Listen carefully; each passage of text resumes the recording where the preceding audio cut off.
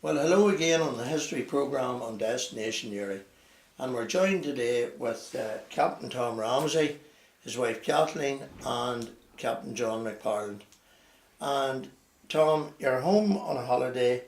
You just missed out on our event on Saturday at Victoria Locks, and I'm sure that was a big disappointment. Well, we were very disappointed actually, James, but like I told you previously, on the Christmas Day last year we made a commitment that we would be in Spain with my daughter and her family.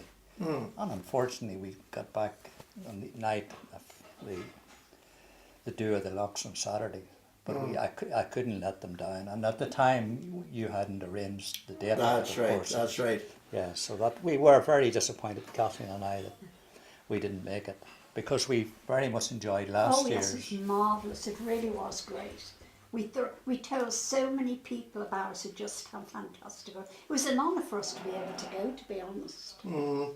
We felt it was And then of course, Kathleen, you're both of you, like, you have a relative involved each year. This year it was Jim Hollywood, a survivor from the Alder. That's right. And tragically last year his brother Peter had lost his life. Peter, that's right, yes. Yeah. Yes. Because Tom and I, Jim Hollywood, even though he was an uncle by marriage to me, he was an uncle to Tom as well. Yes. So because, how would you explain it? Well, you have explained it. Though Kathleen always rushes to make sure that people know that we're not related. We're not relation. Particularly the clergy.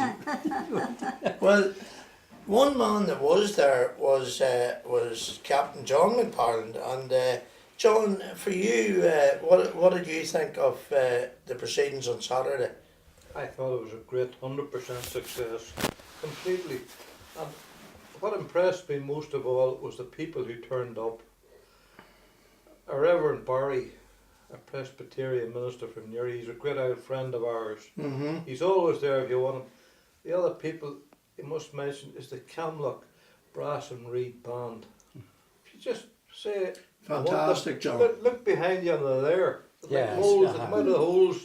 Yeah, and thank goodness we had a great turnout from our councillors, from every shade of opinion. And it was lovely to see that. And it was lovely to see the 8 of them, I think it was, went up to lay a wreath. Oh, that was nice. On behalf of the council. I was really impressed with that. Yes. And we also had the Minister for Regional Development, Donny Kennedy. Our MLA, he was there, a lovely guy. And he really made a lovely little dinner speech. He says that the Presbyterians, they keep the commandments, they keep the Sunday, and they keep everything else they can get their hands on. Which impressed me greatly. There was no rubbish with it. He said it as it was. Yes. Well, both of you men now, you retired from Esso Petroleum as captains with Esso. Now, you're sort of the lesser spotted Newry seaman is a species thin on the ground, but you're even a more rare species, because you're one of the few people that I know of in Newry that didn't sail with fishers. That's right, yes, Jim. Well, I went away to sea as deck boy with my cousin Kenneth Hollywood in one of the B&I small ships. Kenneth was there on Saturday also. Yes, Kenneth was the second mate, and Matt Hollywood was the master of her. And Mick Hollywood, Tom's brother, was the boatswain. And the lamp trimmer was Willie Boyle. His father was one of the lockmen, one of the 4 lockmen. And I mean, I was blessed to get that job because I was with men from, that knew me and looked after me. And Mick Hollywood, for example, went to school with my mother and was right next door to her. And then when I left her, John got me... That was the Enniscarra. The Enniscarra, yes. And then John got me a job with Esso. I was a B at that time. And I stayed with them for 40 years then. They were ahead of their time, John, in that they looked after people coming off the deck. They encouraged that culture Yeah. of for crew. They had their own cadet system as well, and but there was a lot of Northern Ireland masters and chief officers there who had come up from the deck, as it's called, and they spread that culture through the company, and the company were wise enough to adopt that as well too. So I was very fortunate when I joined them. They looked after me almost right away.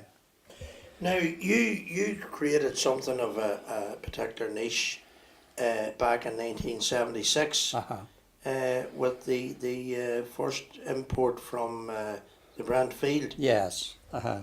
Yes, we modified one of our ships, 90,000 ton ships, to work up, not directly from the rig, but from oil that was transferred underground into a vessel, and we loaded from that vessel. But it was the first time anything like this had ever been undertaken, of course, and when we started in late 76, it was very much, see how it was going to work out, because we were walking away up in the Arctic Circle in atrocious weather, to put it mildly. But we developed the system as we went along and learned by our mistakes. But the stakes were very high because if you got it wrong, yeah. But we got there in the end, and it was a very successful operation. I think you told me before that the rate of loading and discharge was something like 30,000 tons an hour. Yes, I was speaking about our big ships then, our 250,000 tonners then. You could load comfortably in the Persian Gulf at 30,000 ton an hour, and we could get rid of it then in ports like Rotterdam. Certain ports couldn't handle that, what we wanted to, the rate we wanted to give it. But in a port like Rotterdam, we could discharge it at 20,000 tons an hour. Now, one of the ships that you were connected with was SO Aberdeen. Yes. A long association with it. Very long association. Probably the longest, John, in SO. Yeah. You were pushing me behind on the SO Denby, right? That's right. Yeah, it just so happened that I was there because I had been there in the beginning on the other ship. When we were taking the Aberdeen out, I spent 3 months in Singapore while we did the conversion. And then I took her home and put her into the North Sea. And it wasn't that I particularly wanted to stay in the North Sea, but like everything in life, I became a so-called expert. And it was in their interest to keep someone there that, that was experienced with it. But I shared the ship with a lovely man from Island McGee, Willie McMaster, who, I'm very friendly with to this day. So I was very fortunate to have him join me in the very early days, and we shared the ship together then. And I was there for nearly 18 years. Well, I walked ashore for 18 months in our office in Southampton. I was what was my title? Fleet Operations Inspector. It was a good job, but I always knew I was going back to sea. Yeah. I only accepted it on the premise that they were going to let me get back to sea. Temporary assignment. Yeah, and I enjoyed it. Yeah, when I got into it, I did enjoy it.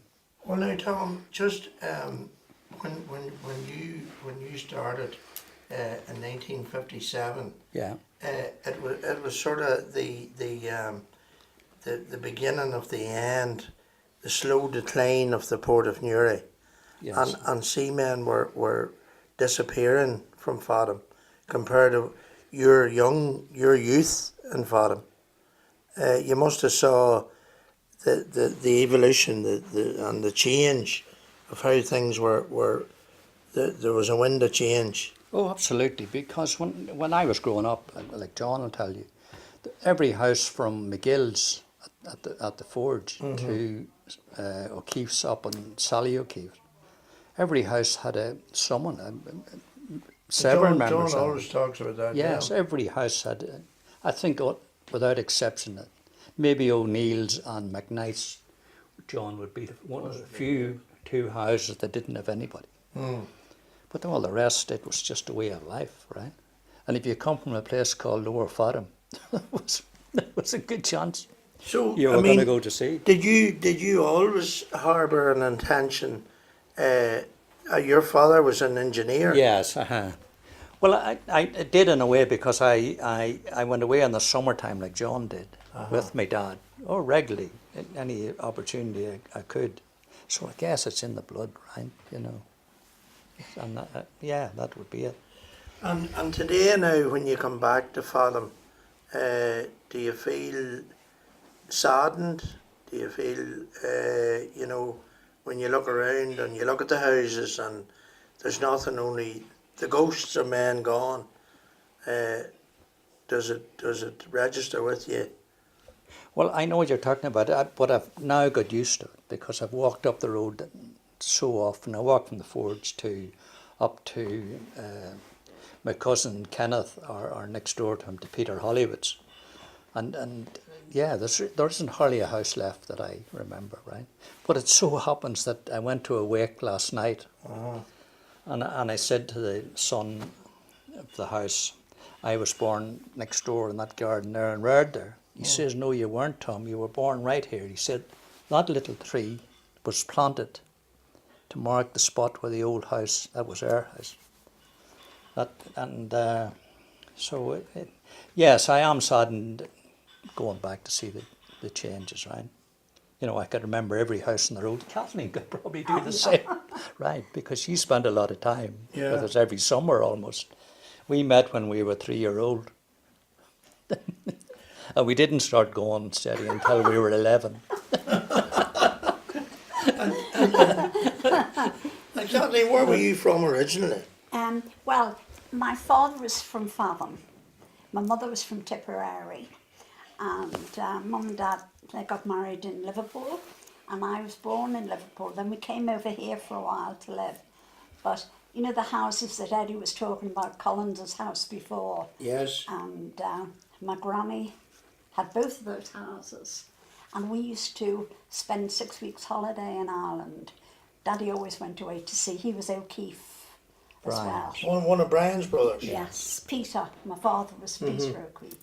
And we always came over, you know, 6 weeks holiday and had a wonderful time. So, you know, we were all family together really, so, which was wonderful. Well, just as you talk about, we've talked about it a lot among ourselves, and John talks about every house in Fathom being represented with at least one seaman, and of course the 5 O'Keefe brothers all aspired to be captains in the Merchant Navy. And John, your own father, Jack, was a captain along with his 3 brothers in Fishers. That's right. And they came from Fathom Post Office. That's right. That's where they were born, in Fathom Post Office. A little post office that served nearly all of Killeavy.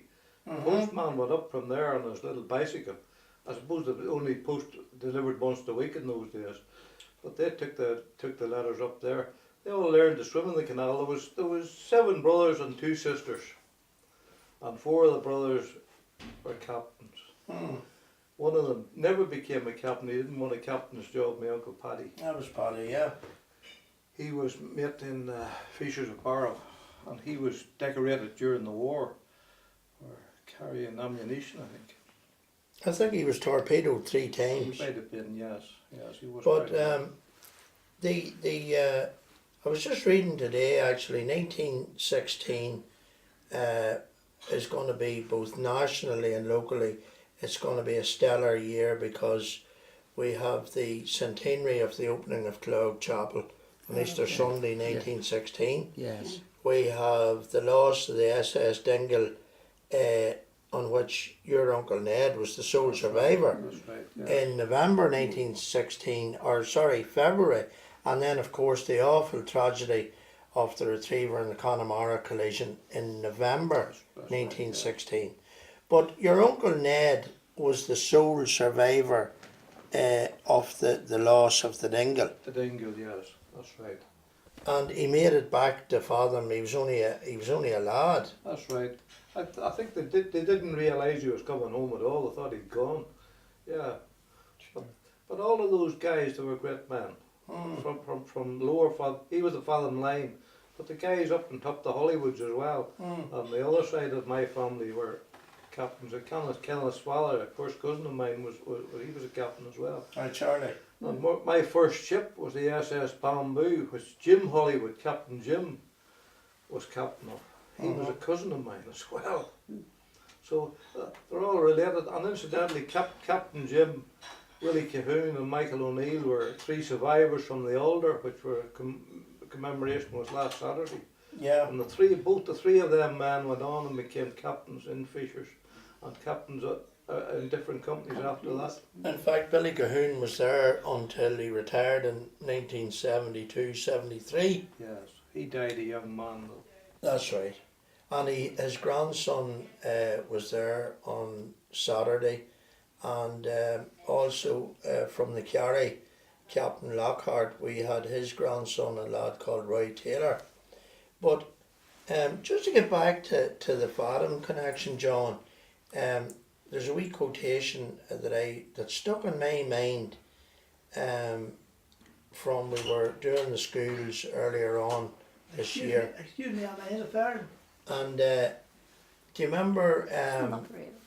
you came out to Balik, Tom, with to St Lawrence Hotel Yes, School yes. with us?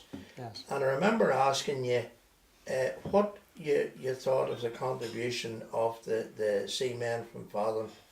And I always remember what you said. I tip my hat to those men. I don't know how they did what they did with the very basic navigational aids. Yes. Do you remember that? Absolutely, yes. I mean, at the time when I went away with my father, I didn't appreciate it because I was only a young boy at the time. But it's in later years, Yeah. that when I went away at deep sea and we had every piece of navigational equipment that was known to man at our fingertips, and those men had a standard compass. And that was it, John, wasn't it? Yeah, Standard just compass. incidentally, just to clear up one thing, Tom was chief master with Esso for many years in their biggest ships. Mm-hmm. I was master in Esso in their smallest ships. You had sense, John. Absolutely. Small boats stay close to the shore. I never lost sight of land. When he lost sight of land, he shit himself.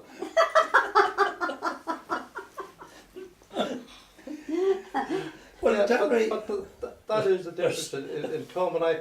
But apart from that, he had a big ship at the Esso Aberdeen, 90,000 tons, and he was virtually coasting in it. Yeah, we were. He yes. brought her up the Mersey, up the London River, which is a disaster of a place to come Absolutely. up. That was the worst. sport It's we a were. mind-boggling place Yeah, where a ship like that, where he's looking for water Yeah. all the time. yeah. And nobody knows what this guy did. They do now. So Destination Yuri's getting it out there. So they should know. I'm proud. So that if you're watching in New York, if you're watching in Melbourne, wherever it is, this is Captain Tom Ramsey. You know what he done, and you know who told you. It's Captain John McParland. I wouldn't believe a But word they of always his said mouth. that Tom was the pioneer of the North Sea. Absolutely. You know Let's that. leave it out there. Let's leave it there now. James, to turn the table slightly in you, Yeah. I have never met anybody with a mind for facts and figures, an encyclopedic mind, right? For ships and shipping and everything about. Where does that come from? Well, I always had an interest, Tom, from my mother's brothers, Desi and Raymond Excuse me a Keenan. minute. You're talking sense. Yes, and Mr. Ramsey, you're Yeah. talking sense about that gentleman. yes, I'd never Not met born in anybody. this town in Uri. Yes, That man could be solicitor. yeah, I've never seen that Never in before, my Eddie. world. No, yeah, never anyway. I'm not just talking about last year. No. When you stood up that night and without a piece of paper with you and you carried on for, Did I not tell you that soon, young fella? yeah. I told him that. But in conversations with you since that, Oh, yeah, I yeah. can't believe Yeah. the figures and the memory you've had, which is wonderful, right? Well, I suppose it just if you're looking at things and you And have an interest. to and that you have an degree, interest, yes. you take it on board. You know. Yes, clearly, Something yes. flaunted. But I say. But I have to say that I'm very, very fortunate in that I've got access to a group of people like yourselves, whom I always refer to, Kathleen, as walking reference books. Yeah, Yes, that's right. exactly. And I mean, you can read all the books Yes. and you can read all the articles, but to actually sit and talk to people like John and Tom and Mickey Fern and Paddy McCann, and yeah. people that have been there and done it, Yes. and can tell you how it was. Yes. You know, I mean, John, you famously talk about your beginnings on the bamboo and the Spartan conditions. You know, and the difference that you saw when you went to Esso then. Well, quite Spartan is probably a good word. But I could. John, think of the legal people, please. Spartan is a good word. But I did leave fishing. I went to another few coast outfits, Zilla shipping or Savages. Yeah. But I left there and I got a relieving job for 3 weeks on a little ship called the Esso Brixton as a second mate. And I joined this thing, never been in a tanker before. I was walking around the deck, you know, and have a little wander around, and I came back to my cabin, and there was a cup of coffee and a plate with 3 biscuits sitting on it. And Jesus, I says to myself, well, who's that for? He brought me that. But I discovered we had a steward. He used to bring me coffee every morning. I just couldn't believe this. We never got coffee in Savages or Fishers. didn't even know what coffee was. We made tea in a mug. What about Ronnie Matthews and the curry? I'm sure you missed that. Yes. Ronnie, now you're treading on dangerous ground here. Cousin of mine. I was saying it from another point of view. Ronnie's a very, he's very lovely. nice man. He was a nice man. Super. Ronnie worked in I knew him Hipson. well. Yeah. Hipsis, yeah. That's right. But Ronnie was our cook when I went to sea first. Actually, Ronnie took me down on board the Bamboo the very first Saturday evening I joined. Excuse me, did he go to sea? He did. I never knew that. Ronnie was cook Yeah. on the Yeah, I never knew Bamboo. that. And he introduced me to curry and rice. Curried beef and rice. Now, I'd never heard of this thing before. There's no curry on the Dublin Road where I came from. In 1950. Yeah. But curried beef and rice. So I used to get rice pudding at home, you see. So the first few times that I got this curry and rice, I got rid of the curry and I put milk and sugar on my rice. That's true as God. And then of course I Googled curry, and I started a great love life then. We still have it, thank goodness. But Ronnie, I was deck boy in this thing, and Ronnie, we were loading potatoes in Kirkeel Harbour. Ronnie went on board a fishing boat to get a bucket of fish to feed us. And there was a steep ladder down along the wall. Ronnie got down, got his fish, paid the boys. He's coming up the ladder with a bucket over one arm, and he's climbing up this ladder, trying to get up, and he fell back and broke his arm. Oh God, no. The ship was sailing in a couple of hours. Misha was promoted to cook. And I cooked for 3 weeks in the Bamboo. Right, lad. You made curry and rice? And we didn't put sugar on it. I made plenty of stew. Yeah. Plenty of stew and boiled plenty of spuds for them. And in those days, of course, when the ship rolling from side to side, you had to put the jockey bars on the galley stove and keep the plates from rolling around, keep the spot. And then Jim Holloway, I meet him on the deck. He said, "Never you meet me on this deck again," he says. "You want to meet me go on the other side." Weren't allowed to meet the captain. Walking the same deck. So it was good. Was that a joke or was that the No, truth? it was truth. What, really? No jokes in he didn't have time to joke on those ships. No, it was good. It was Yeah. good. I also did 3 weeks as fireman as well. And the fire, something happened to the fireman. I was to get down there, McParland, get at it. So I'm quite experienced. I got you had. Very good, very Did you good. hear about neighbours? Yeah. Well, tell me, John, from your own point of view, did you find that it was a hindrance or a help to have so many relatives connected with the job when you were started in Fishers? Oh no, it was a help. It was a help, obviously. It was a complete help. I mean, they looked after you, although they appeared not to look after Aye. you. They give you a hard time, but they were looking after your interests all the way. Yeah. The man who was lamb trimmer with me, a man called Paddy Rice, from the Flagstaff Road again, he had me learning how to throw a heaving line when we were coming alongside the quay. Of course, I couldn't throw this heaving line. So he took me aside one day, he says, "John, son," he says, "there's a heaving line. Now you keep practicing that," he says, "till you can throw it properly," he says. "And if you don't succeed, I'm going to throw you over the side." That was encouragement. I mean, you got on with it mighty quickly. Yes. Well, just to get back there to Kathleen and the O'Keeffes, Mickey Fern describes Brian O'Keeffe as the best coasting skipper of his generation, and he worked with him for almost 25 years. I would say that was quite correct, because I always remember when other captains wouldn't want to go to sea, Uncle Brian, in all weathers, no matter what it was, would take his ship out. That was in Liverpool, with the headlines of the papers at one time about, Brian O'Keeffe, Captain Brian O'Keeffe. When other sailors wouldn't leave the port, this Uncle Brian would take the ships out. He's That's a right. wonderful man. Actually was telling the truth. Well, Mickey talked, it's funny that you mentioned that, Kathleen, about the paper, because Mickey talked about a trip that took 48 hours from Newry to Garston on the Old Oak.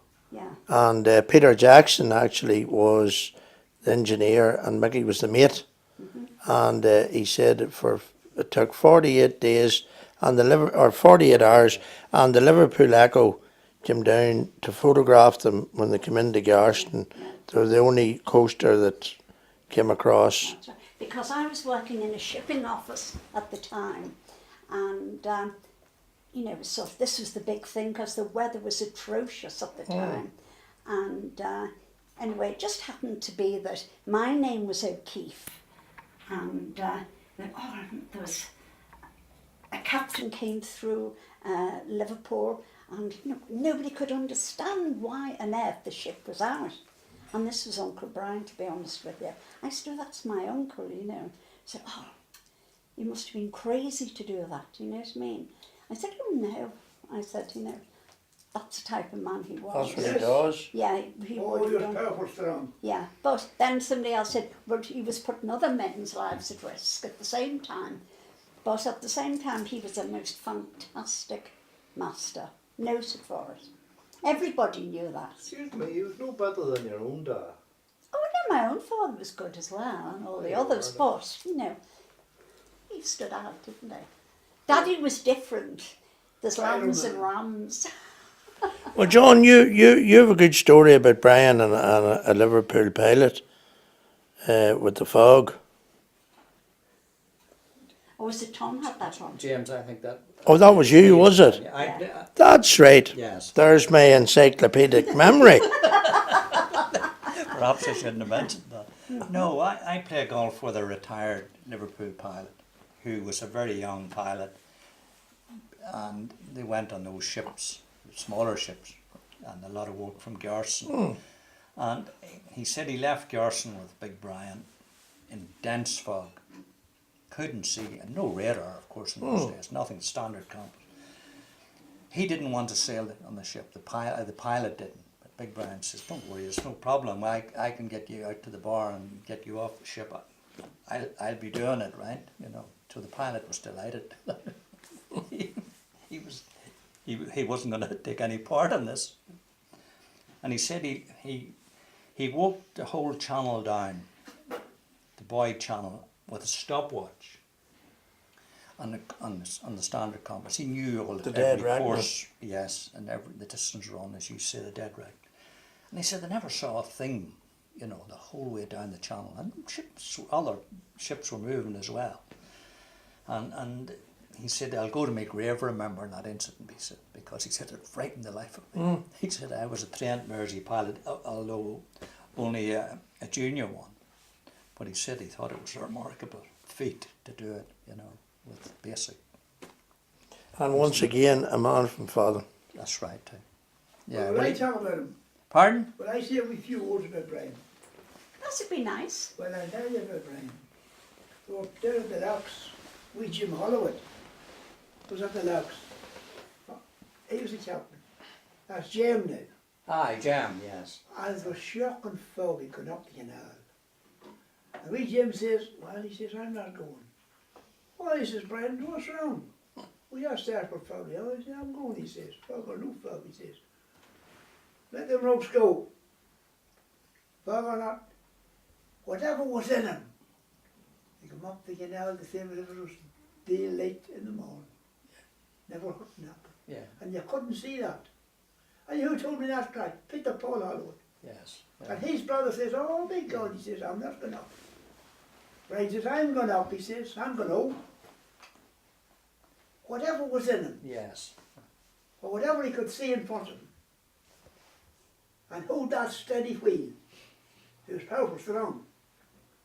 He quivered no ways, he just went straight up the canal. Yes. He landed in Europe. And the fog was his dance, Peter Paul told me, that Jim says, he says, you couldn't see your hand. You could put the fog in the bag. Yeah. Brian was a wonderful man. And it was as raw as ropes as you risen. Well, on that note, we'll end today. And Tom, thanks very, very much for joining us today. Thanks to Kathleen, Pleasure. Thank you. and thanks to John. Thank you, James. Thank you very much. It's Thank been you for nice. listening to us. Thank you, Thank you. Jim. And I must thank you. I must And thank you, Eddie. I will never mind me. I must thank them for calling to see me, a wee man from the mountain. There's nobody's assaulted. Nobody calls it. But the whole neighbours called Yes. after 30 years, Well, 40 years. Am I right? It's our pleasure, Eddie. We're delighted to be here. Am I right? That's quite right, Ed. Yeah. And I'm more than pleased to see you. Lovely. And the Lovely wife to see you, Eddie. And the doctor's journey. We'll be back, Eddie. Yes, but they had to go. How about here? But that is right. There's no harm in that. That's the proper word to use. Yes. Because I was talking to a fellow history one day. I didn't see him for years. And he says, you know what he says? Well, now he says, we haven't seen for years. I hope it'll not be as long next time. Yes. Yes. But it's passed down to the profile. Of course. Yes. That's what happens. Yeah. Well, Eddie, thanks very, very much. And More than pleased to have you. I hope everyone enjoyed our trip down memory lane today.